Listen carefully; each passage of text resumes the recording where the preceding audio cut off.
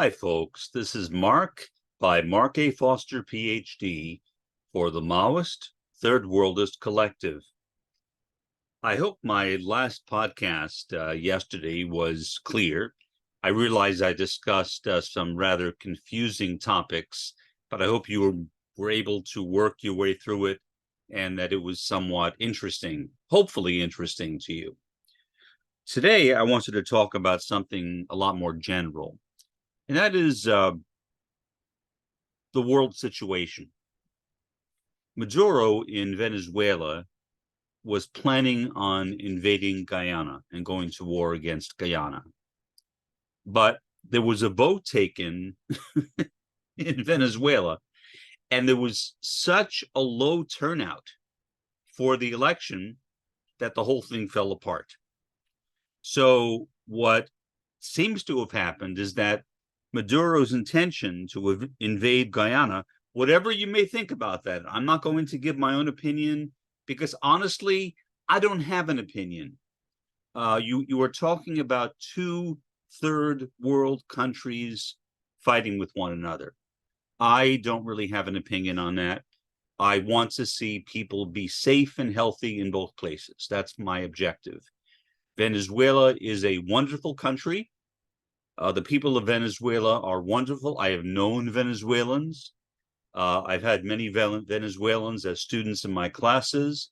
I admire Venezuelan culture, including Venezuelan popular culture, which is spectacular. I love Venezuelan music. I don't know much about Guyana. Maybe I should, but I don't. But still, I didn't want to see Guyana invaded. It's silly. Who wants to invade Guyana? So I'm happy that the turnout for the election in Venezuela was low. I'm happy, in effect, that Maduro got a slap in the face saying, in effect, stay out of Guyana. Good. One less thing we need to worry about in the world. There is so much chaos in the world today. Whether you're talking about Ukraine, whether you're talking about Israel now in South Gaza, it's just too much. Whether you're talking about this new accusation of spying against Cuba, whatever it is, it's just one thing after another, after another, after another. It never seems to end. Why? Because the capitalist world system is falling apart. There are so many contradictions in capitalism that it's really hard for people to keep it afloat. And there are people who are trying to keep it afloat, including the World Bank. A lot of people, a lot of agencies are working hard to make sure that capitalism does not become completely obliterated. But day by day by day, the chances of that happening seem to become fewer and fewer. And so now, what's happening? For example, with Ukraine. Now, again, I'm staying out of this whole thing. I don't support Russia. I don't support Ukraine. I don't support anybody in this whole thing at all. Zelensky is an American and NATO puppet. Putin is looking for his own advantage. He wants an access for his ships. He wants more territory. So it's all for selfish and nationalistic gain. Certainly, Putin has a legitimate claim on Ukraine, whereas NATO and the US have none at all. They have no claim on Ukraine. Ukraine was a Russian ally. And all of a sudden, the US and NATO went in and tried to take over Ukraine. First, by staging a coup. Then, when that really didn't work out so well because Putin understandably was not very happy about it and launched a war, against Ukraine, which in turn has killed so many civilians, that the whole thing is falling apart there too. Now, the US Congress says that it is not too enthusiastic about supporting the war of Russia against Ukraine. It doesn't want to give any more money to Ukraine. Is that a bad thing? I don't know. Do I want to see more bloodshed in Ukraine? No. Do I think that Russia should take over Ukraine? I don't know. Maybe, maybe not. I think that Ukraine should make that decision. The problem is, who is in charge of those decisions? Basically, you're talking about people who are American puppets who are making those decisions. Ukraine is a multicultural country. It is both Ukrainian and Russian. And certainly the Ukrainians were not treating the Russians in Ukraine very well. So Putin had a legitimate complaint against the way in which Ukraine was treating the Russians. By the same token, Russia argued that Ukraine was being run by Nazis. Is that true? No. Are there Nazis in Ukraine? Yes.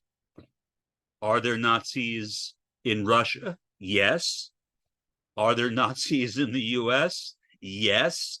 Are there Nazis in many other countries, including South Africa? Yes. So none of it makes any sense.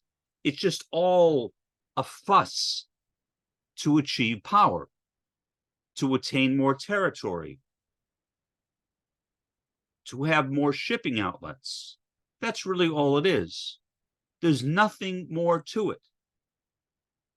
The world is not benefiting from these conflicts. Whoever you think is right, whoever I think is right, and honestly, I don't think anybody is right. I think they're all wrong because they're working for the wrong thing. The only thing that really matters in today's world, in my view, is the end of the First World. The First World and its imperialism has caused all these problems. The US and NATO made a handshake agreement with Russia that no, it would not incorporate former Warsaw Pact countries. It violated that agreement. Now, was it a treaty? No. So that's the excuse that's being offered. Well, we never had a treaty with Russia that we wouldn't do it. Does that make it ethical? Of course not. Of course it's not ethical. NATO had no right to go in and try to take over Ukraine by overthrowing the government, by putting in a puppet, and then by insisting that Ukraine become a part of NATO rather, eventually, and a part of the EU eventually. Now, why has Ukraine not become a part of the EU yet, for example? Well, it's because of corruption in Ukraine, which does include Nazism in the government.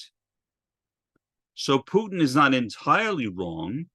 The problem is he's not being reflexive, or reflective for that matter. He's not seeing the Nazis in his own backyard. He's not even recognizing the fact that his own favorite philosopher is a fascist. And fascism is the mother of Nazism. Adolf Hitler was a fan of Mussolini and a fascist before he took over Nazism. Hitler did not start Nazism. In fact, Nazism, which is an acronym for National Socialism in German, was originally a socialist organization, a socialist entity. The only reason why Hitler agreed to keep on using the term socialism was because he redefined socialism as German nationalism. The same kind of redefinitions of terms that have been happening all over the world, where all of a sudden socialism is not socialism anymore. In the US, for example, as I discussed yesterday, socialism has become social democracy. That is why I am hesitant to call myself a socialist today. Not because I dislike the word socialism. It's a perfectly good term. It was used by Marx and Engels and Lenin and Mao and a whole host of other communist leaders or socialist leaders. Because the word has been sabotaged and appropriated by people who are not socialists, at least by my definition. Now, words are just words. They have no inherent meaning. Words are not real things. I am a real thing. You are a real thing. The internet is a real thing. Countries are real things. Words are not real things. Words are epistemological, meaning they are a part of the way in which we talk about what we know. Epistemology is not reality. Epistemology is relative. Reality is not relative. For example, morality. Morality, as I see it as a critical realist, is real. It is literally a part of the fabric of existence. The dialectic, as a part of reality, also is a part of the fabric of existence. One might argue that the dialectic could be called a natural law, except as a critical realist, I use the term causal mechanisms, not laws, because as I've said earlier, I think that laws are too determinative, are too rigid, are too absolute. They leave out human agency. They leave out the possibility of change. And the universe is full of change. And not all of that change can be explained by rigid laws. In fact, we don't even understand how many so-called laws work. For instance, gravity. We know that an object of any size, volume, or mass falls at a constant rate of approximately 32 feet per second squared. It's 32 feet, 0.000 point something, whatever. I don't know what it is, but approximately 32 feet per second squared. We know that. Is that gravity? No, that's not gravity. That is an event produced by gravity. Do we know what gravity is? No, we don't know what gravity is. In physics, quantum physics, some physicists talk about many worlds. Has anybody ever seen these many worlds? No. They're speculative. Has anyone actually ever seen an atom? No. The closest that scientists have gotten is seeing the shadow of an atom. An atom itself? No, no one has ever seen an atom. Has anyone ever seen a string, as in the many different string theories which have been developed? No. Nobody's ever seen one. String theory, like many worlds theory, is developed on the basis of speculation. It's hypothetical. It's you rule out things that you can observe are not the cause of something, and you see what is left. You could say, well, we can't exclude strings as being the fabric of the universe. So let's talk about string theory. But the debate is, how many strings are there? There's a whole spectrum of ideas on how many strings there are. Do I understand it? No, I'm not a physicist. I don't know what the reason is why there are these debates over the number of strings. So we live in a really, really complex world, dominated by causal mechanisms, dominated not by laws, but by causal mechanisms. And the principal causal mechanism is the dialectic, which is literally a part of nature, is a natural causal mechanism. It is a social fact, as the sociologist Emil Durkheim would call it. Each causal mechanism in the world is a social fact, meaning we can talk about it because we experience it in our social lives. Even something like gravity, although gravity itself is not social, we experience gravity socially. I mean, without gravity, how could we even function? We would not be tied down.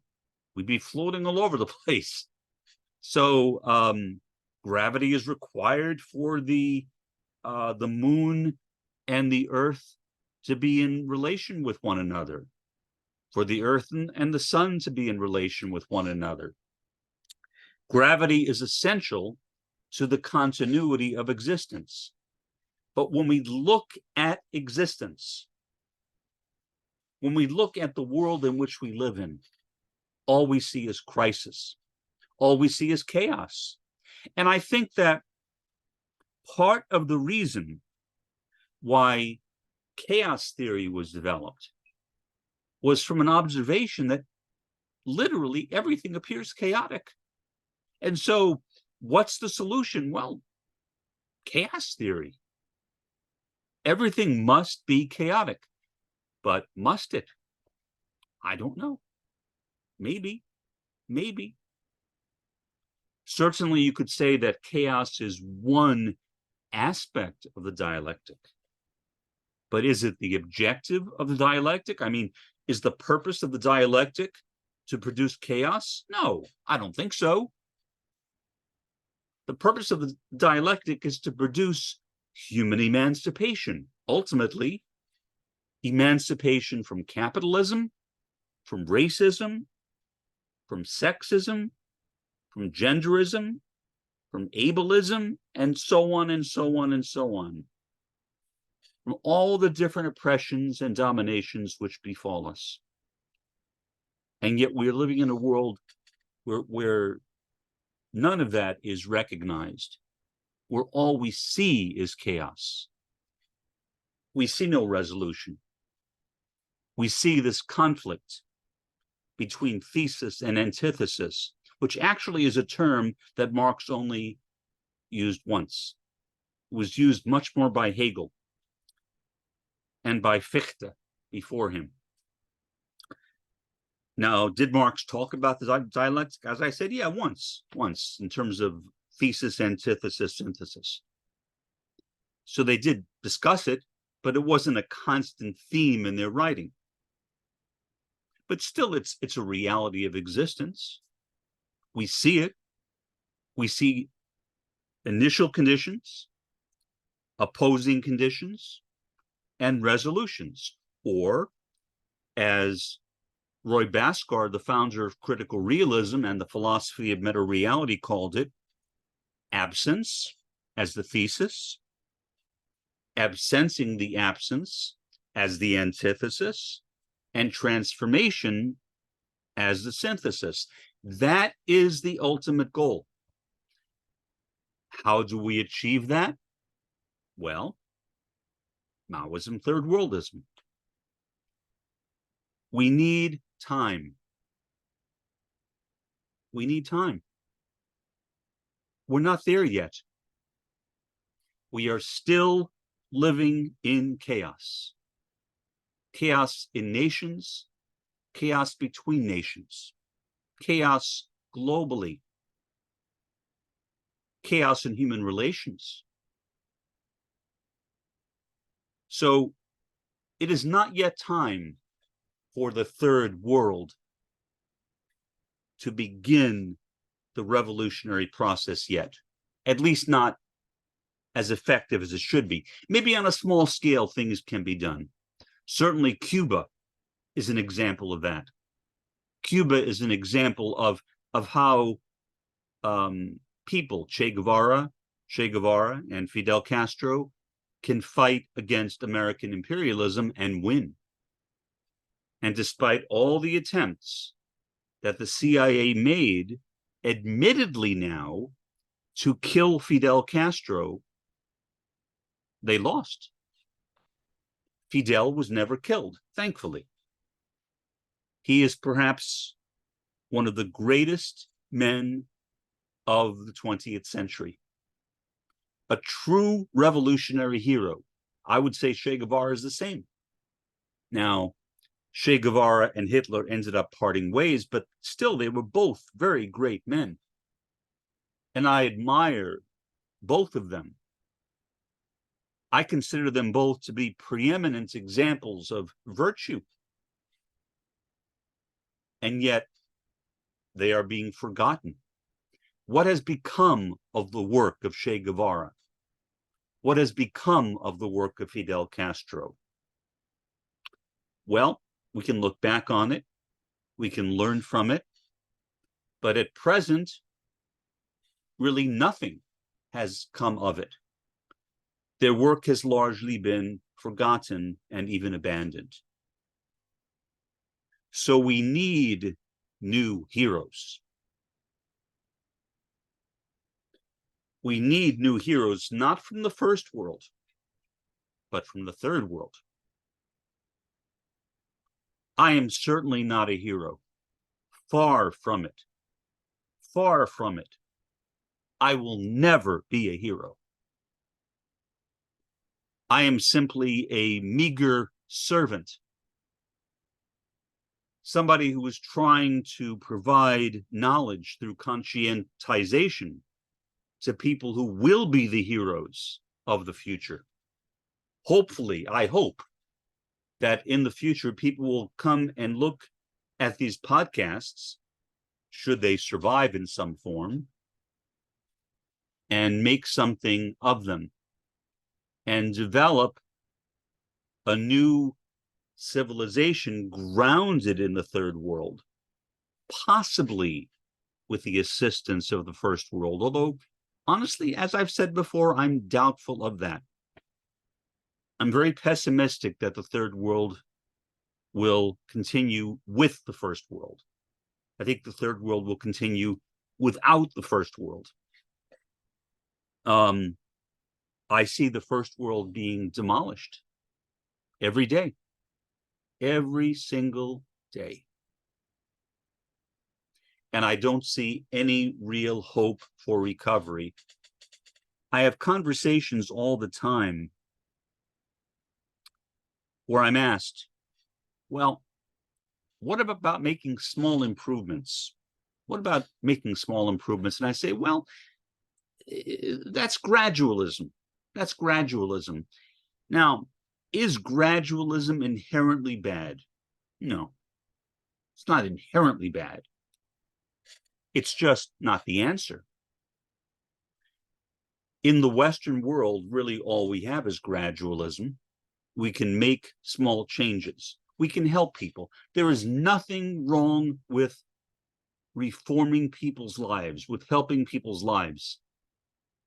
But all we are doing is putting Band-Aids on a disease which is destroying all of us. Does that mean we should not do it? No. I am all for anything which will make the lives of people better, especially the proletariat and the subaltern. But I am not optimistic that that process will do much. I think at most, it will simply make people happier, more comfortable. It will ease the pain of a dying world, of living in a dying world. But the world does, in its present form, need to die. And when the third world rises up, all the problems we are seeing right now in all of these countries like Venezuela and Ukraine and wherever will eventually be forgotten. Not entirely forgotten, meaning historians will still record them, but they will not be in our memories. They will no longer be in our memories, in the center of our memories. Instead, our minds will be dominated by emancipation and about how we can each help each other to become more fully emancipated, especially those of us in the third world. First world, no. I might be wrong, but I just don't see much hope in the first world continuing. So I hope I'm wrong. I don't know. Honestly, I hope I'm right at this point, because what I see of the first world is evil.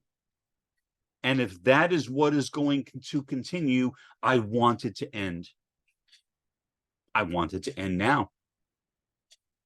I would be happy if there were some kind of global devastation which resulted in the elimination of the first world. Now, what would happen in the wake of that devastation? Well, localism. Small, perhaps, maybe some larger, local communities living in a subsistence economy, or really subsistence economies, perhaps totally isolated from one another, living throughout the world, not even knowing about each other. In effect, we will be regressing to Neolithic times, to prehistoric times, if I'm right. And maybe I'm not right. But I think that we are headed toward localism, because I don't think that the structure which holds together the world right now is sustainable. And once that structure is gone, there's nothing to keep us together as a cohesive entity. So localism will be our only option. Then maybe, and nothing is guaranteed. There is nothing that's guaranteed except what we see right now, which is destruction. That's guaranteed. Why? Because it's happening right now. We don't have to speculate on it. It's occurring right now. Certainly communism, as much as I want it, is not guaranteed. And eventually, I hope, those small, perhaps isolated communities